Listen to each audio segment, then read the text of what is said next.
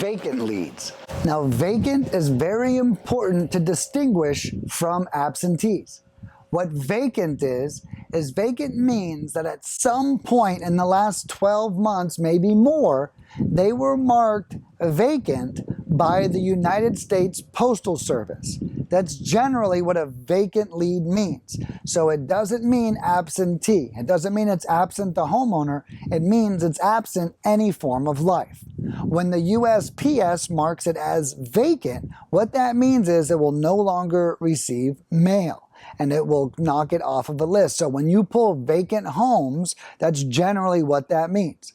Now, vacant lists normally work very well because it is somewhat of an abandoned home. It might be similar to a driving for dollars lead. It might be very along those lines. Abandoned, not utilized. So that's why I recommend vacants. I think they do a great job, and I believe that they should be in your top 3 leads that you start to pursue whenever you start lead gen.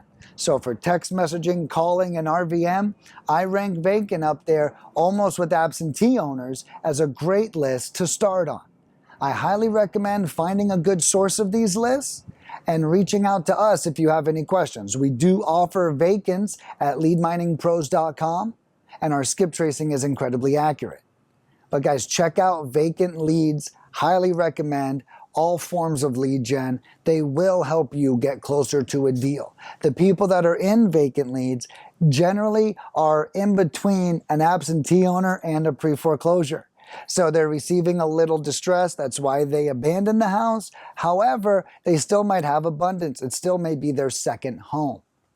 There's one thing to note as a downside to vacant leads though. Because they abandoned the house, chances are they've probably abandoned a couple phone numbers as well. So we've noticed in our 6 years of experience is that the vacant leads can have a wrong phone number more often than other lead types. You have to ask yourself, if they've abandoned a $300,000 home, I bet they've abandoned a $100 cell phone. And so we have to keep these in mind when we're pursuing our types of lead gen so we can focus on which strategy would work best. I might recommend texting vacant first as a low-cost form of lead gen and maybe RVM, and then going into cold calling. So those are my tips for vacant leads.